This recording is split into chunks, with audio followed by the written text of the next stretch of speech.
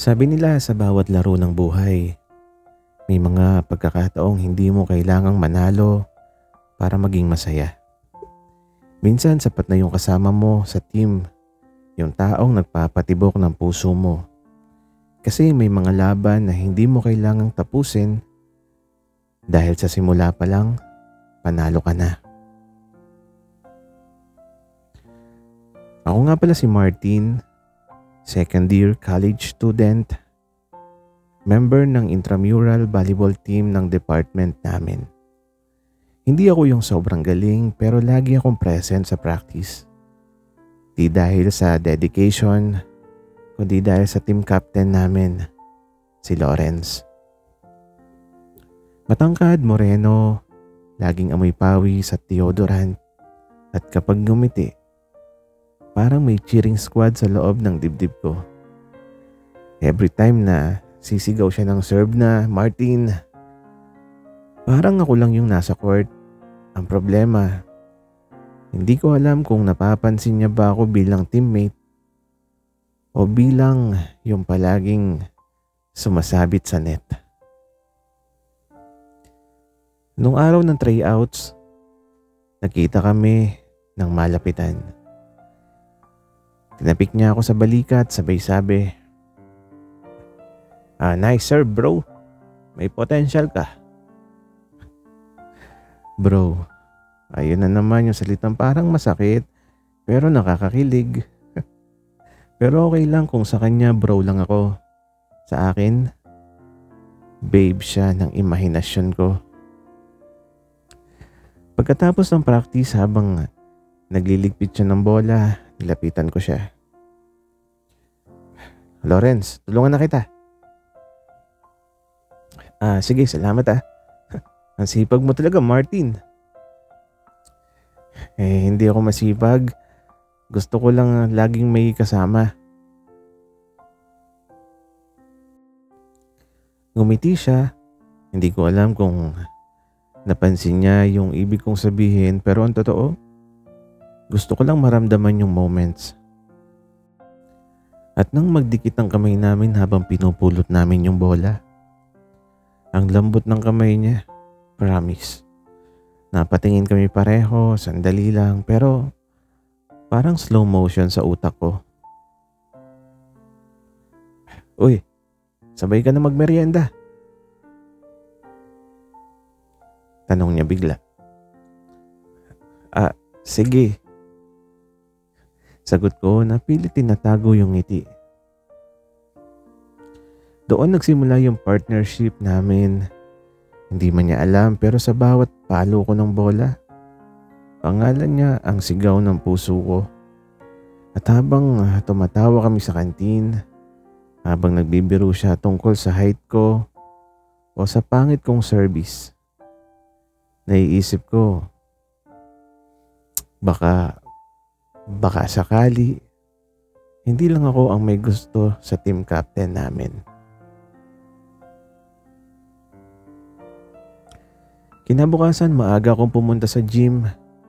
Hindi dahil sa sipag, pero kasi gusto kong makita si Lawrence bago pa man dumating ang lahat. At ayun nga, pagpasok ko, nandun siya mag-isa, nakasando, pawis, at tumatalbog-talbog ang bola habang nagsiserve. Para akong natulala. Sabi ko sa sarili ko, "Martin, huwag ka munang umasa. Mag-stretch ka muna." Pero paano ka mag-i-stretch kung yung puso mo nakabend na? "Uy, maaga ka ah." Ikaw din sagot ko. Ginagawa ko to araw-araw. Gusto ko kasing maging consistent. Wika niya. Ako rin, gusto ko rin maging consistent. Wika ko naman. Sa serve? Tanong niya. Hindi. Sa pagdating kapag nandito ka. Wika ko. Napatawa siya. Yung tawa niya na may kasamang hampas sa braso ko na parang sinampal ako ng langit. Nagsimula na yung practice, ang init ng court pero mas mainit yung tingin niya. kapag nagkakabiruan kami. Minsan nagkamali ako ng position sa blocking kaya tinawag niya ako. "Martin, dito ka dapat. Ayan, ganito." Wika niya. At ayun na. Lumapit siya sa likod ko. Tinuruan ako kung saan nilalagay yung kamay. Paano tatayo. Lapat ang dibdib niya sa likod ko. Ang init, grabe. Parang volleyball na gawa sa araw. "Gets mo na?" Tanong niya sa akin. At ang sagot ko, gets. Sobra." Pagkatapos ng practice, nagyaya siyang mag-soft drinks sa labas habang naglalakad kami. Tinamaan ako ng tanong niya. "Martin, bakit parang lagi kang masaya pag practice?" At ang sagot ko, "Siguro kasi gusto ko yung ginagawa ko." Kasi gusto mo maglaro?" Wika niya. Hindi lang laro eh. Gusto ko rin yung kasama ko habang naglalaro." Wika ako naman. Sandali siyang natahimik tapos ngumiti. "Buti ka pa. Ako kasi gusto ko rin yung kasama ko dito eh. Kaso baka hindi niya alam." Napatingin ako. Sabi ko, "Baka pareho tayo." Nagtagpo yung mga mata namin pero bago pa ako makasagot, bigla siyang ngumiti. Yung tipong lalaking ayaw ipahalata pero may sinasabi ang ngiti. Pag-uwi ko, nakatulog akong nakangiti. Hindi ko alam kung anong mas nakakakilig, yung practice namin o yung ideya na baka nga ako yung gusto ng team captain.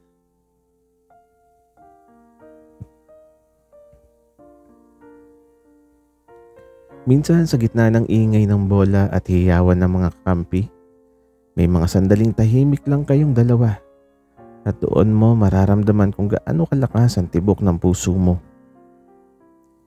Isang hapon pagkatapos ng practice, nagyaya si Lawrence na magpahinga sa bleachers. Mainit pa rin sa gym pero mas nakakainit yung titig niya habang pinupunasan niya yung pawis sa leeg. "Pagod?" tanong niya. "Sakto lang, ikaw?" Wika ako. "Medyo pero nakakagaan kasi pag may kausap." Wika naman niya. Umupo siya sa tabi ko at sabay kaming tumingin sa court. Bakanting-bakante na, tahimik pero parang may musika ng kilig sa paligid. "Martin, napansin ko tuwing may practice parang lagi kang excited." Tanong niya sa akin. Syempre, team captain ka eh." Wika ako. "Ha? Bola lang to bro." Wika niya. "Bola nga lang pero ikaw yung dahilan kung bakit gusto kong maglaro." Wika ako naman. Natahimik siya, tumingin sa akin ng matagal na parang may binabasa sa mukha ko. "Tingin mo ba ako rin gusto kong nandito ka?" Wika niya. "Bakit naman hindi?" Sagot ko sabay ngiti. "Kasi iba yung say kapag ikaw yung nasa harap ko sa court." Wika ulit niya. At ayun, parang napindot yung slow motion button sa utak ko. Di ko alam kung anong mas nakakakilig, yung sinabi niya o yung paglalim ng boses niya nung binulong niya yun. Bago kami umalis ng gym, tinapik niya ulit ako sa balikat. "Martin, thank you ah. Di ko alam kung bakit pero pag andyan ka, parang mas magaan ang lahat." Sige lang coach, captain." Wika ako. "Captain mo lang ako." Wika naman niya sabay kindat. Ano pang gusto mong itawag ko?" Tanong ko. "Ikaw, bahala. Basta, wag lang bro." Natawa ako pero sa loob-loob ko, ayun na yun. Kung bola to, sure, shoot na. Sa gabing yun, bago ako matulog, binuksan ko yung phone ko. Merong message si Lawrence. "Good night, teammate. Kita tayo bukas." Tapos may emoji ng nakasmile sa dulo. Simple lang yun. Yung unang gabi na hindi ko na siya tinatawag na team captain sa isip ko. Sa akin, siya na yung reason kung bakit gusto kong manalo kahit sa puso lang.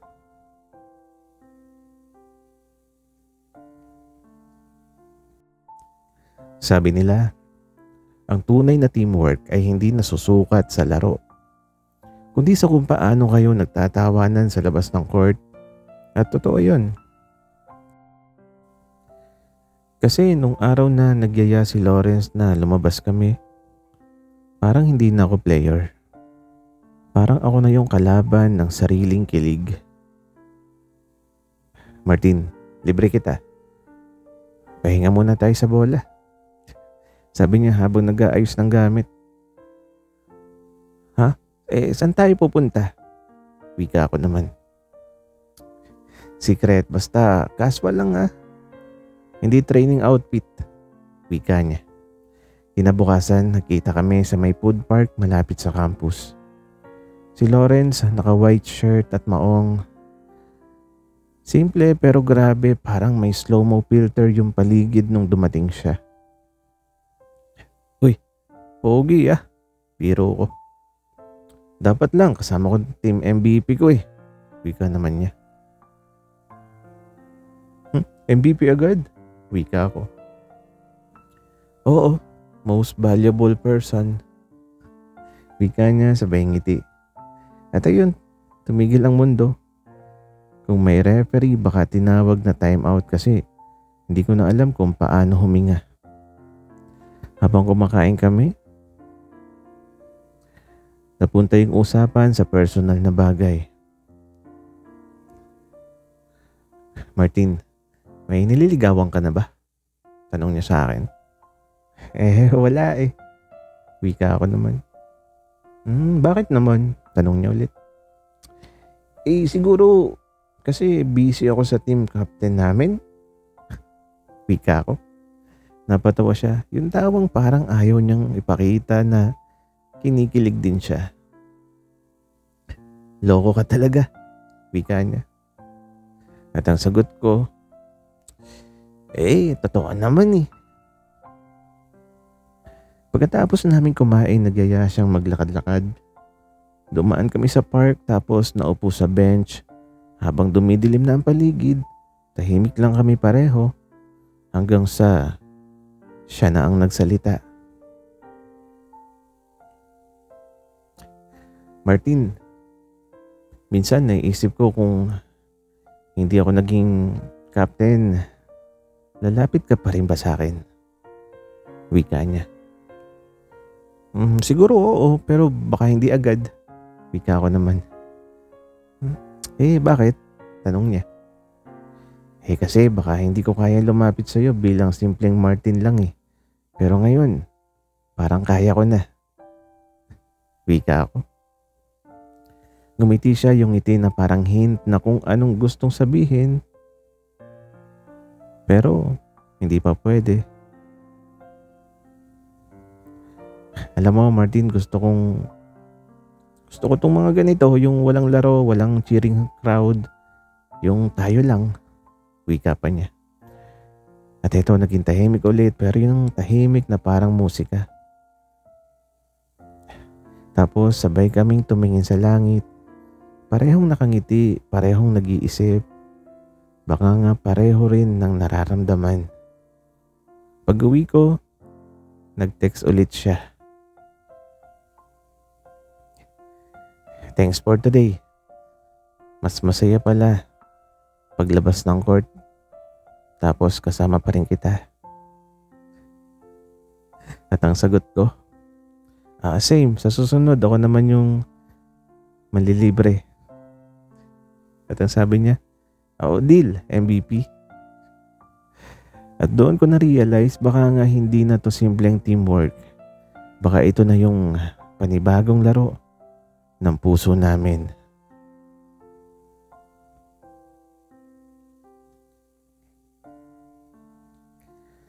Sa laro ng puso, may mga sandaling kahit walang nagsasalita, may mga hiyaw na hindi maririnig pero ramdam mo.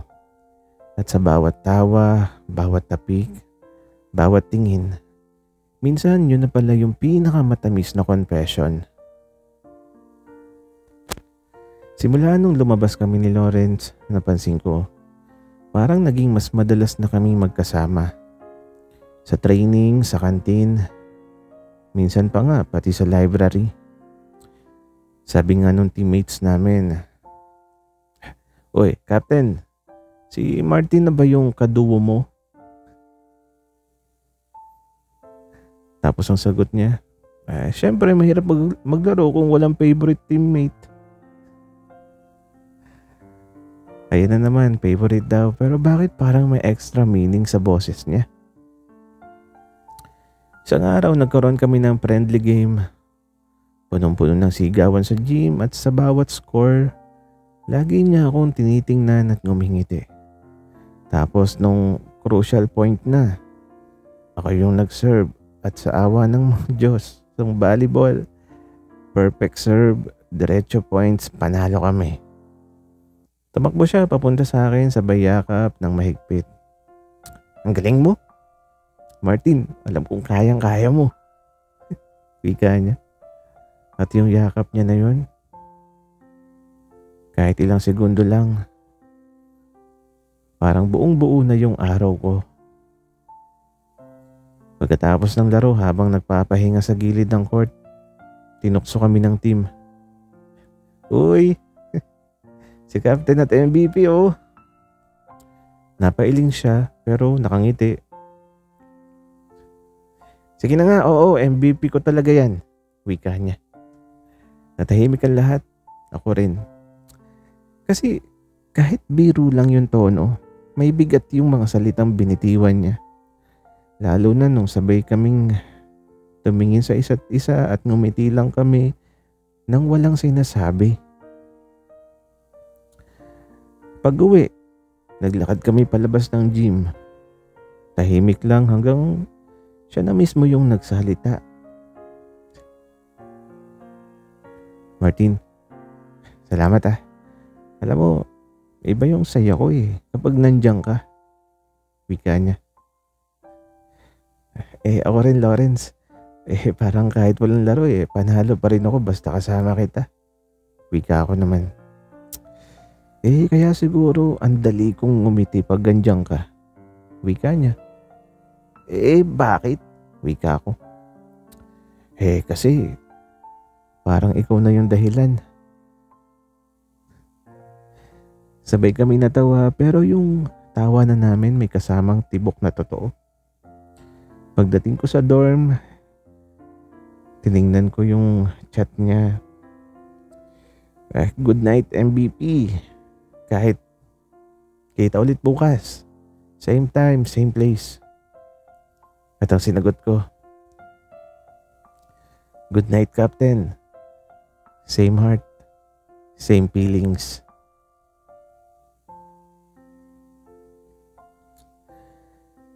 May mga laban na hindi kailangan ng referee para malaman kung sino ang panalo. Kasi sa dulo, hindi puntos ang basihan, kundi kung sino ang naglaro ng totoo sa puso. Dumating ang araw ng championship game. Lahat kabado, lahat seryoso. Pero ako, kakaiba yung kabog sa dibdib ko. Hindi dahil sa laro, kundi dahil kay Lawrence. Habang nagwa-warm up, lumapit siya sa akin. "Martin, enjoy lang ha. Walang pressure." "Copy, Captain." At pagkatapos ng game, may sasabihin ako sa'yo. Ayun, biglang mas kinabahan ako kaysa sa buong season. Mabilis ang takbo ng laro.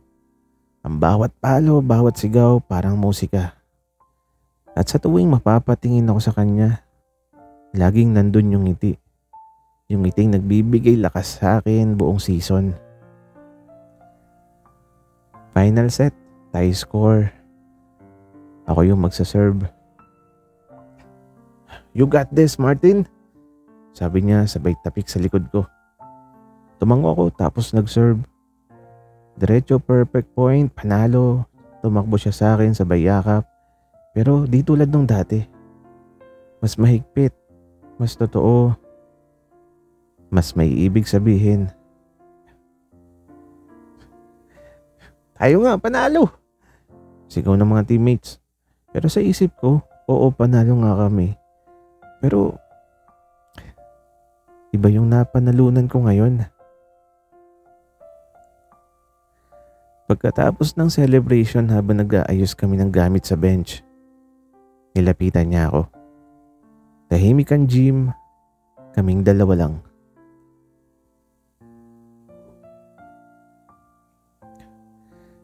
Martin, remember, sabi ko kanina sa'yo na may sasabihin ako, di ba? Wika niya. Oo. Eto na yun. Lumapit siya ng konti diretso sa mata ko. Ayoko na ng laro na walang kasiguraduhan. Gusto ko, ikaw na yung teammate ko. Sa court, sa labas, sa lahat. Wika niya. Natahimik ako. Hindi ko alam kung paano sumagot. Pero tumawa siya. Ano?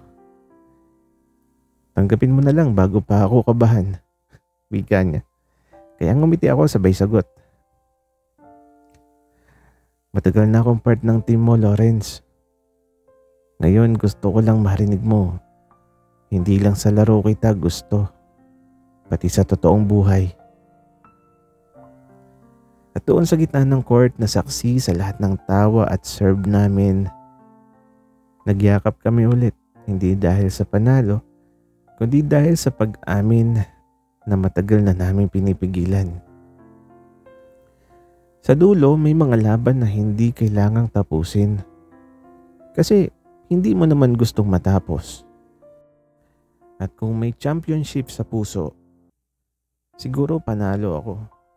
Kasi ang premyo ko ay yung team captain na minahal ko ng buong tapang at tuwa. Team captain, isang laro ng puso na walang talo.